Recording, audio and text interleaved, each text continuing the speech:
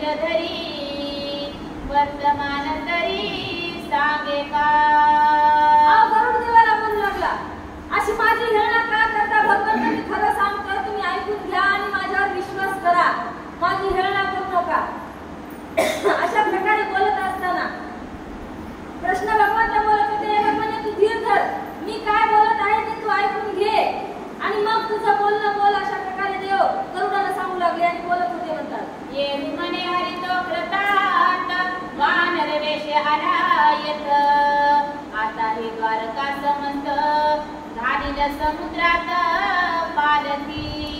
तो काय माणूस साधा सुद्धा नाही म्हणजे देवा, फार कृतांतासारखा काळासारखा आपल्यावर झडप घालू पाहतोय आणि तो काय आता गपचूप बसणार नाही. म्हणजे आपली द्वारका नगरी सगळी समुद्रामध्ये पालती घालतो की काय असं मला वाटत आहे. कारण मी माझ्या डोळ्याने त्याचा प्रताप पाहिलेला आहे. मी त्याला खूप मारण्याचा प्रयत्न केला, परंतु कसा होता म्हणजे तू गपचूप हाताची गाडी तोंडावर बोट अशा प्रकारे उभा राहिला होता, त्याला काही होत नव्हतं म्हणजे माझ्या माराचं.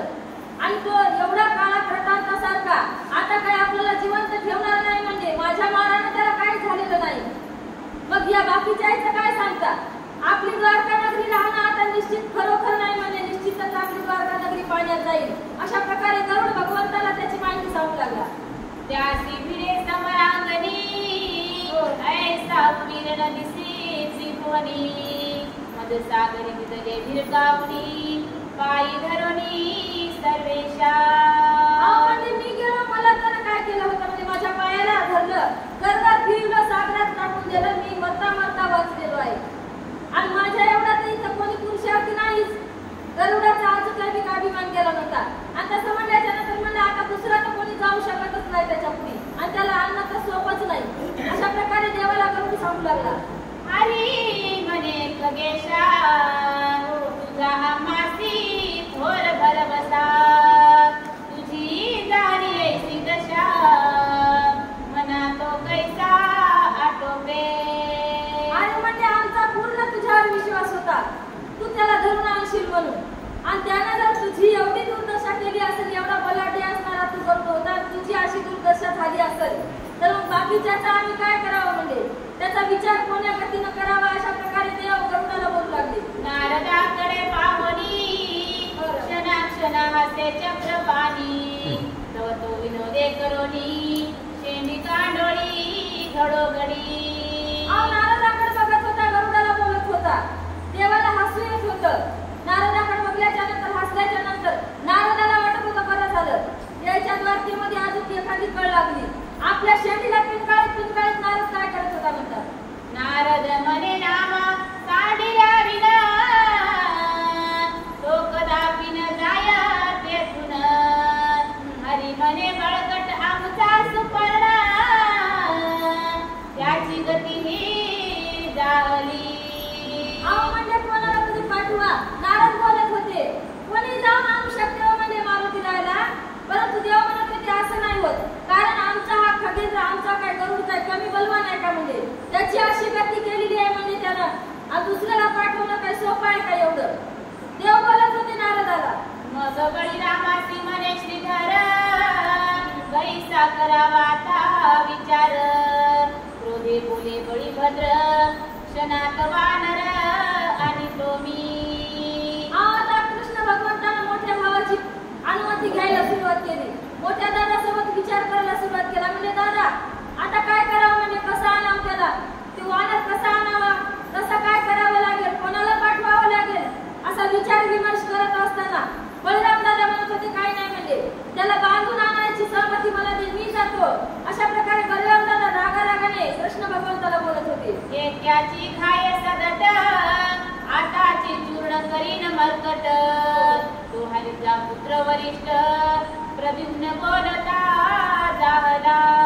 अरे म्हणजे दुसऱ्याची काय गरज आहे, मी स्वतः जातो एका गावामध्ये एकाच वारामध्ये त्याचं सगळं पीठ करून टाकतो. म्हणजे दुसऱ्याला सोबत न्यायची मला गरज नाही, मी जातो म्हणजे आता.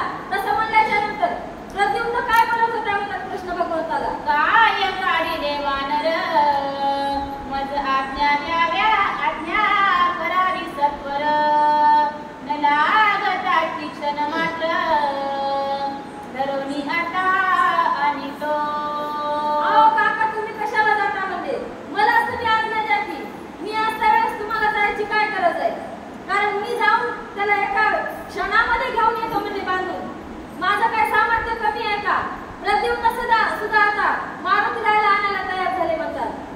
याचा गर्व जाणून माधव म्हणे तुम्ही जारे सर्व यादव प्रद्युम्न सांभावी पुत्र सर्व सिद्ध चाहले ते धवा.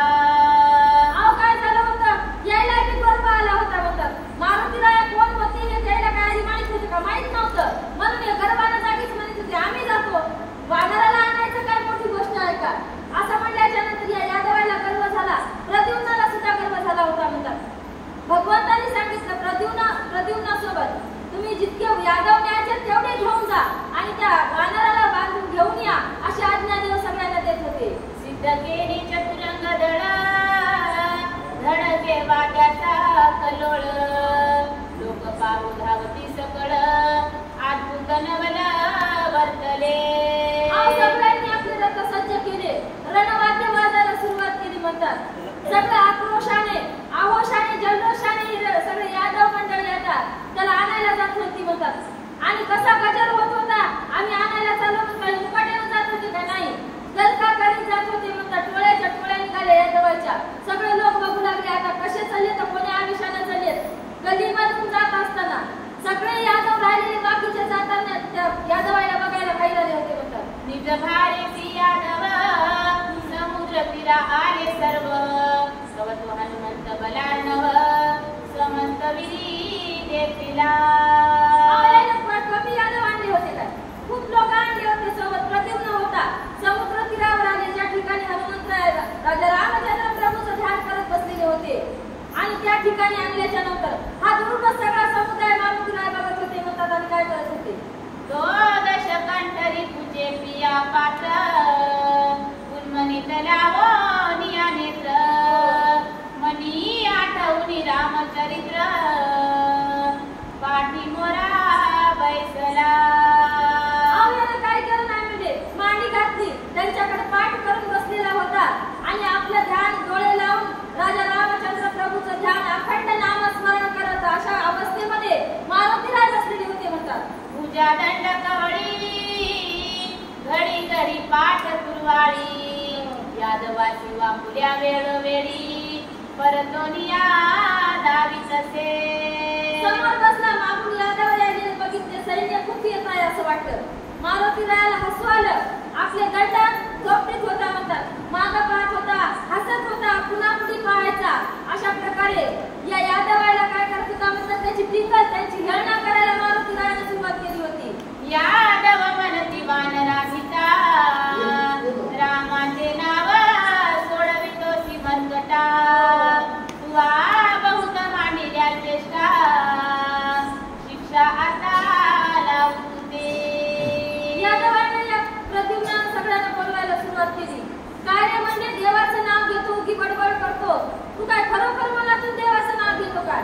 देवाच्या नावाची चेष्टा करतोस मागणा म्हणजे एवढा तू काय खरोखर सामर्थ्यवान आहेस का? आता तुझी बघतो म्हणजे तुझे नाटक आता बंद कर. अशा प्रकारे सगळे यादव मारुतीरायाला बोलत होते. गदगदा हासे हनुमंत वीर तरी येथे आले बहुत अत्यंत असती जयपत गती बहुत ना दिसे बरी. आणि मारुतीराय म्हणत होते आबा बाबा बाबा म्हणजे काय यादवाने म्हणजे किती सैन्य घेऊन आले तुम्ही. आता काय म्हणजे बरी गत दिसना झाली. खरोखर मला आता तुम्ही बांधून देता काय की? अशा प्रकारे हसत हसत मारुतीराय यादवाला आणि प्रद्युम्नाला सगळ्याला बोलत होते म्हणतात. हनुमंत म्हणे तुम्हाला मुख्य कोण ते सांगाधी नामाभिधान मग बोले रुक्मिणी नंदन नाम प्रद्युम्न माझे असे. सगळं सैन्य मारुतीराय जवळ येऊन थांबलं होतं म्हणतात. मारुतीराय हसत होते.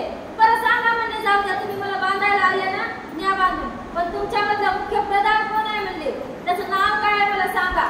अगोदर मला त्याच्या नावाचा पत्ता लागू द्या म्हणल्याच्या नंतर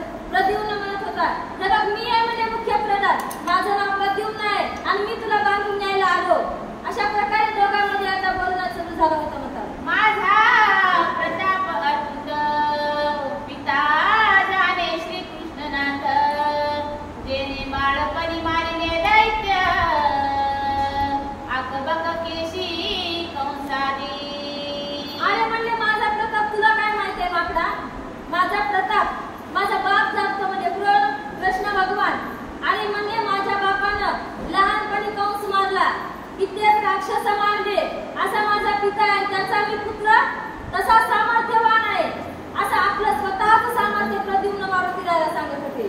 जरासंध 17 वेळा धरिला द्वारका रचिली अवनीला नरकासुर वधूनी सकळा गोपी आणल्या 16 सहस्र. ऐक म्हणले माझ्या बाबाचं वर्तमान, तुला ऐकायचं ना आम्ही किती सामर्थ्यवान आहोत. जरासंधाला 17 वेळा बांधून आणला होता म्हणजे द्वारकेला. तेवढंच नाही, एका रात्रीमध्ये द्वारका नगरी तयार केली. अशा प्रकारचं सामर्थ्य आहे म्हणजे. आणि नरकासुर मारून 16,000 बायका एकदा आणल्या म्हणजे 16,100 बायका. अशा प्रकारचा माझ्या बापाचा प्रताप आहे. मग मी त्याच्यापेक्षा एका कर पुढेच राहणार की विचार कर म्हणले माझ्या सामर्थ्याचा. अशा प्रकारे प्रद्युम्न हनुमंतरायाला आपलं सामर्थ्य सांगत होते. मग बोले आणि लकुमला सांगसी पितयाचा बळीवार परितुवा पराक्रम थोर कोठे गेला सांग पा. मारुतीरायाने बोलायला सुरुवात केली. अरे म्हणले तुला दुसऱ्याचा मोठेपणा सांगायची सवय लागली वाटायला. एखाद्या माणसाला सांगायची सवय असते, शेजाऱ्याच सांगते दुसऱ्याच्या गावाला गेलं की. तसं तू दुसऱ्याचं सांगू नको म्हणजे बापाचं सांगू नको. तू सांग सामर्थ्य काय आहे ते, तुझा पराक्रम किती आहे ते मला दाखव. बापानं पराक्रम केला तो राहिला मागे म्हणले. आता तुला माझ्यासोबत युद्ध करायचंय, मला बांधून न्यायचंय, मग तुझा पराक्रम मला बघू दे. अशा प्रकारे मारुतीराय प्रद्युम्नाला बोलत होते. एकदाची अवघे जण का आले ती मरावया लागून तुम्हाले कराशी युद्ध पूर्ण लागे मन करावया. अरे म्हणले एका तरी आल्या असल्या तर एकूण एकाची माहिती होत होती, तुम्ही घेऊन वापस जात होत्या. एकदाच इतके जण आल्या म्हणजे मला काही तुम्हाला मारूही वाटणार झाले, कारण तुमचं मला मारण्यासारखं तुमचं सामर्थ्य नाही म्हणजे. कारण तुम्ही मला लेकरासारखे आहे म्हणजे माझ्या पुढे तुम्ही लेकरा. बरोबर आहे ना. मारुतीला त्रेतायुगातले होते, हे द्वापर युगातले होते, लेकरासारखेच की. तुम्हाला मी कसं माराव तरी. अशा प्रकारे मारुतीला बोलत होते. ते म्हणती रे वानरा आगळे बोलती पाले खाईरा तुझा आता फाडू मृत्यू पुरा करीत कृष्णाची कुमार आम्ही. म्हणजे रेवतीचा पुत्र बोलत होता. काय म्हणत होता? अरे तुला जर आम्ही नाही मारलं ना म्हणजे तू तर साधा सुद्धा माकडं पाले खाणारच म्हणजे. तुला एवढी बुद्धी कुठून आली आणि एवढ्या पराक्रमाच्या तू गोष्टी करत आहेस. बरं म्हणले तू तुझा आता जीव सांभाळ. आम्ही जर मारला तुला तरच आम्ही प्रश्नाचे कडी आम्ही प्रश्नाच्या वंशावळीतले समजू, नाही तर नाही समजणार. आम्ही आमच्या मागं लावणार नाही प्रश्नाचं. असं त्याच्या वंशातले सगळेजण प्रद्युम्नाने बोलत होते म्हणतात. ऐसे बोलवली ते वेळे सर्वी धनुष्य बाण योजिले बाणाचा प्रजन बळे हनुमंतावरी पडिला. कृष्ण भगवंताची कडी त्याला बोलत होते. बोलत बोलत प्रद्युम्नाने आपलं धनुष्य बाण काढला आणि धनुष्य काढल्याच्या नंतर त्याच्यावर कसं काय पर्जन्यवृष्टी व्हावी, तसा आपल्या मागे कसं म्हणजे पर्जन्य काळ झाला तशा प्रकारचे बाण मारुतीराय सोडायला सुरुवात केली म्हणतात. अमर्याद यती शर गद गदाचे वायू कुमर वाकुल्या दावी वारंवार यादवाती लक्षणिया. जशा पाण्याच्या धारा याव्यात तशा प्रकारचे यांचे बाण येत होते प्रद्युम्नाचे मारुतीरायावर. एकही बाण त्याच्या केसाला सुद्धा धक्का लागत नव्हता म्हणतात. इकडून बाण आला की तिकडून व्हायचं, तिकडून आला की इकडून व्हायचं. एका सुद्धा बाणाला आपल्या अंगाला स्पर्श करू देत नव्हता. आपणच त्याच्याकडे बघून तोंड वाकडं करत होते म्हणतात मारुतीराय आणि त्यांना वाकुले दावित होते. शुष्क तन पडता बहुत गदान हाले जैसा पर्वत ही पुष्पे वर्षता अद्भुत ऐरावतन मानी जेवी. म्हणजे ज्यावेळी मोठ्या एखाद्या पर्वतावर भारा टाकल्यानंतर तणकटाचा वाळलेल्या काय ते हलते काय काही होते का त्याला, तशा प्रकारे मारुतीला एका जागचे हालत नव्हते. किंवा ऐरावतावर जर फुलं टाकले तर ऐरावताला काही लागेल काय, नाही लागणार. तशा प्रकारे मारुतीरायाला यांचा एकही बाण बाधा करू शकत नव्हता म्हणतात. मारुतीराय स्थिर एका जागी उभे होते आणि प्रद्युम्न म्हणजे बाणाचा वर्षाव करत होते. ही संसार दुःख लागता सबळ ज्ञान ढळे जैसा अचळ ही दुही उडता प्रबळ निर्मळ निराळ नमळे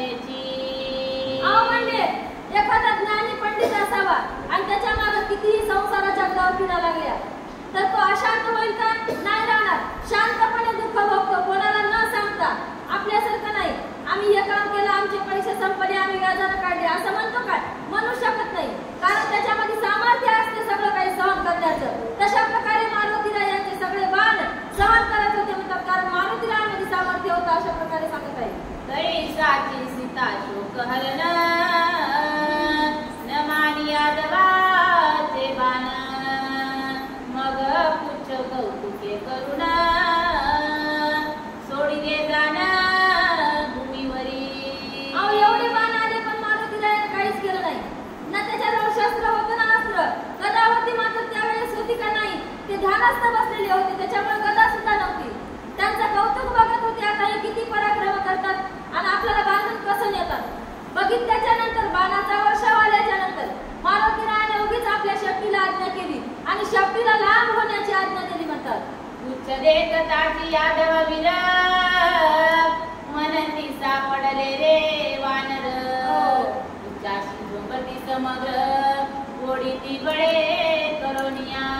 ज्यावेळेस मारुतीरायाने आपली शक्ती लांबवायला सुरुवात केली त्यावेळेस हे यादव काय म्हणत होते, सैन्य म्हणत होतं आता आपल्याला काही चिंता करायची गरज नाही, कारण वानर आपोआप होऊन आपल्याकडे आलं. म्हणजे आता याची शक्ती गवसली, याला वडीत न्यायला काही अवघड जाणार नाही. धरा म्हणले याच्या शक्तीला वडा. आता वडायला सुरुवात केली.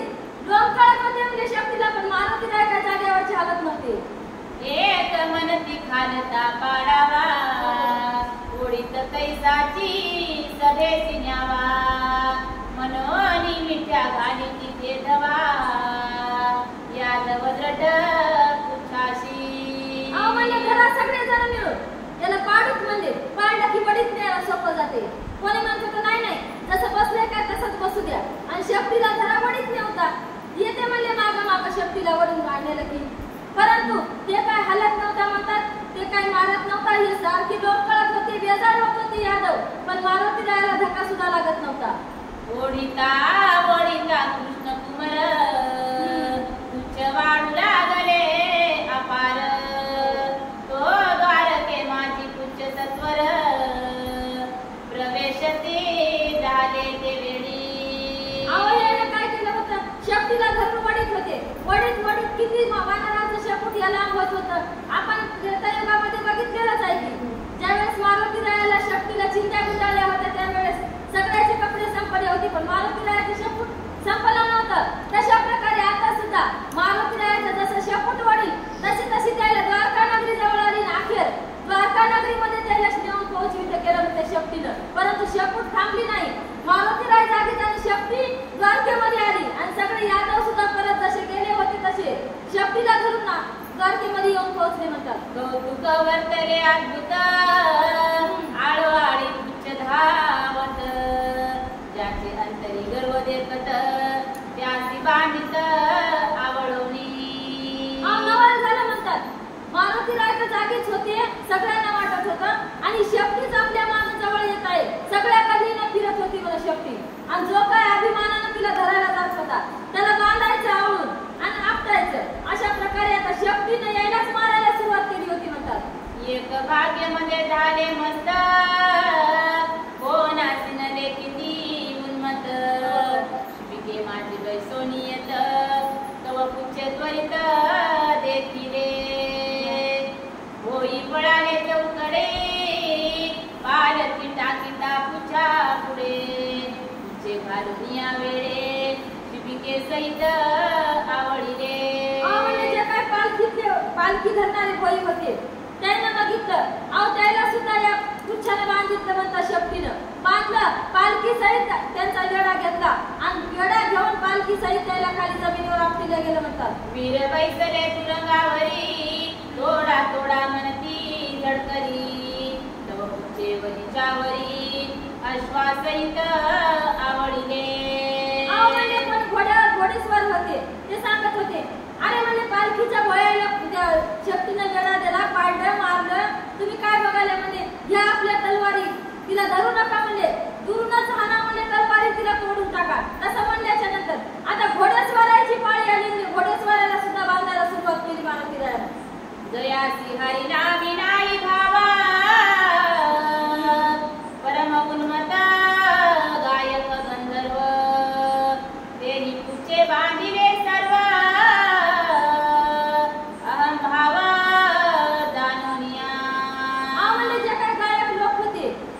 बिना भक्तीचं बिना भावाचंच गायन करत होते देवासमोर. देवाला मारुतीरायाला माहित होतं कोणाच्या मनामध्ये किती भक्ती आहे, कोणाच्या मनामध्ये किती भाव आहे, किंवा कोण कशा प्रकारे इथं आलेला आहे की आपल्याला माहित जरी नसलं तरी देवाला माहित असते. म्हणून मारुतीरायाला मनामध्ये ओळखलं हे कोण्या प्रकारे गात आहे, म्हणजे याच्या मनामध्ये तीळ मात्र भाव नाही, परंतु हे देवासमोर भजन म्हणायला बसते. देवाला ते आवडलं नाही मारुतीरायाला. त्यानं आता गायन करणाऱ्याची बारी आली, म्हणजे गायन करणाऱ्याला सुद्धा बांधायला सुरुवात केली आणि अहंकाराने जे देवासमोर भजन म्हणत होते आम्ही मोठे गायक म्हणून त्याला मारायला सुरुवात केली. म्हणतात आता वृक्षी बैसला वायू नंदन वेतोनी चळले नाही आसन परी जासी गर्वे शापिले पूर्ण त्यासी बंधन केले पुच्छे.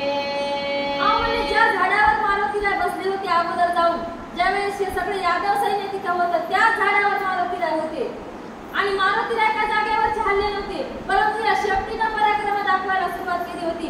जे काय अभिमानी होते, जे काय अहंकारी होते, जे मारुतीरायाला आम्ही बांधतो मारतो म्हणून गेले होते, त्यांचा सगळ्याचा निपात करायला सुरुवात केला. म्हणतात एकाएकी उच्च उचलिले यादव वीर लोणबत्ती खाले हनुमंते मुख पसरिले आती विक्राळ ते धवा.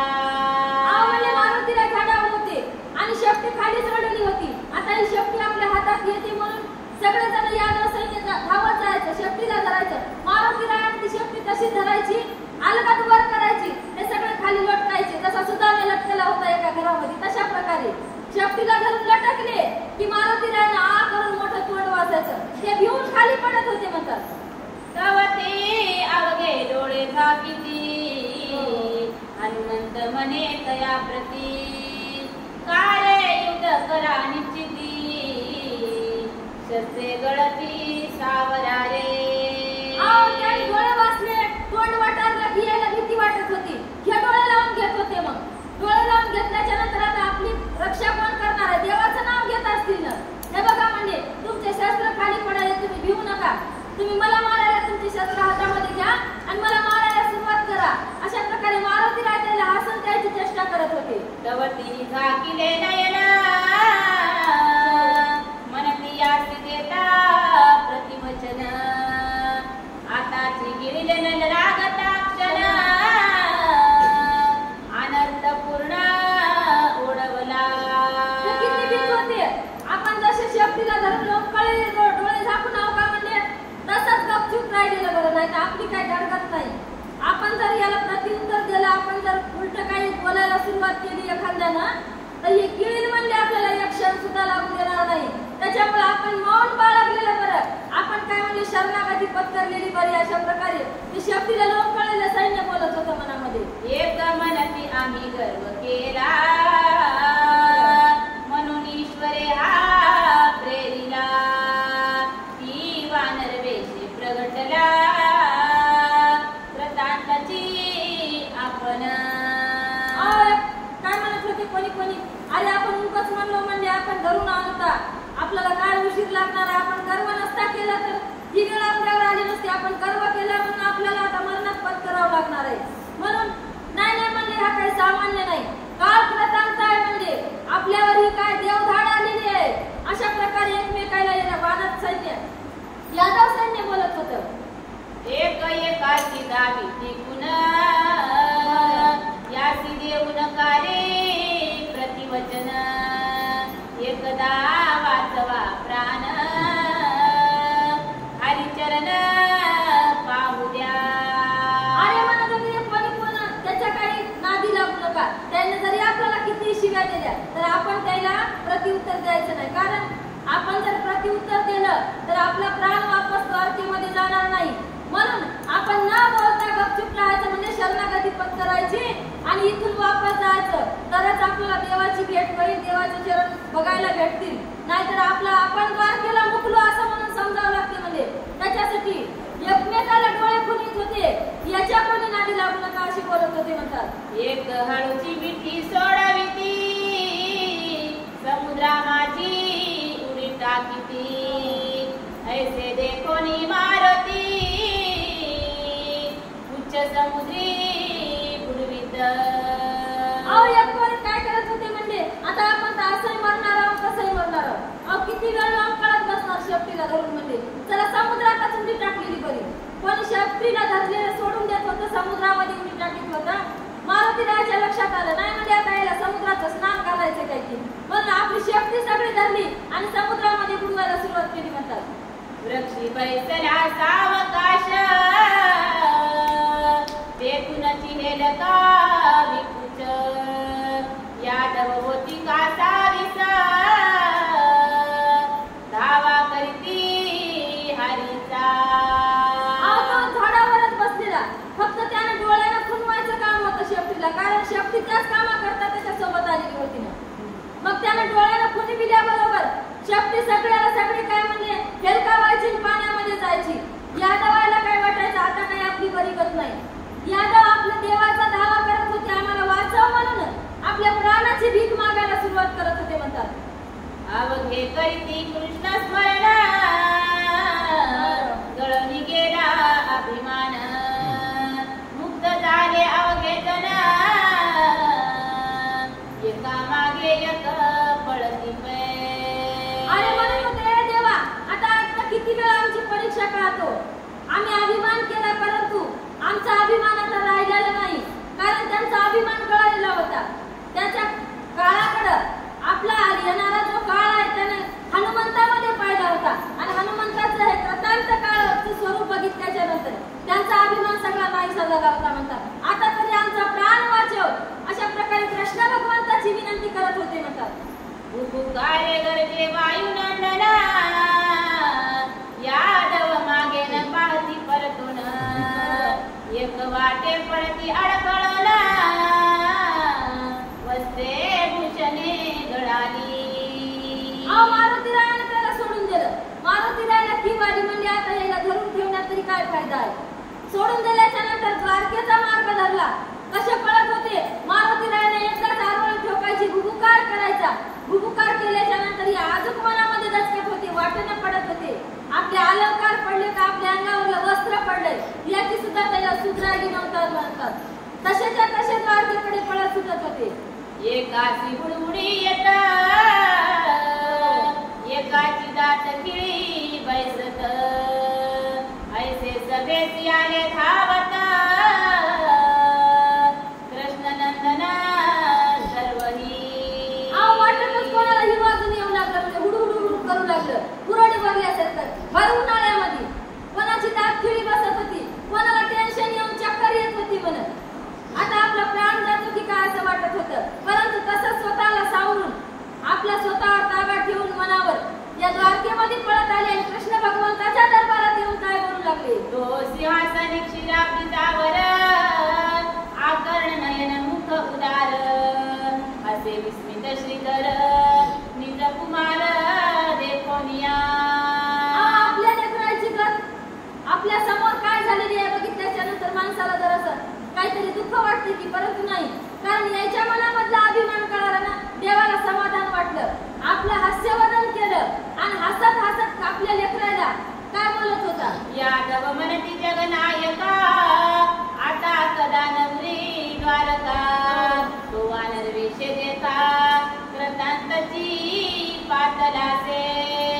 आणि त्यांचे लेकर समोर म्हणजे हे बघा द्वारकाधीश भगवंता आता आपलं ही काही द्वारका राहील म्हणून भरोसा नाही. म्हणजे जसं काही काळ कृतांत आलाय की काय अशा प्रकारचा वानर आहे. म्हणजे सामान्य वानर नाही, एवढंच नाही, जाग्यावर बसल्या जागी ते सगळा काही पराक्रम करते.